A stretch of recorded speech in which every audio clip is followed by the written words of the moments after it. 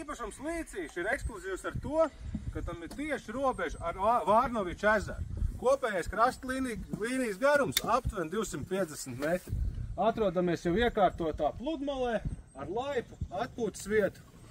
Visa mala ir pirmais nogabals, 60-gadīgs augsnes, ko ir iespējams cirst kailcirtē vai veikt izlases cirti pēc saviem ieskatiem, lai uzlabotu estētisko izskatu. Īpašumā Līcīši ir reģistrētas arī divas būves, dzīvojamā māja un saimniecības sēka.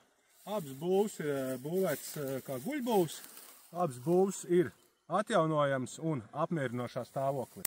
Ir pievilkta jaunā elektrības zemsprieguma kabeļlīnija, un šeit ir lauksaimniecībā izmantojamā zeme, kas dotajā brīdī nav nekam iekopta.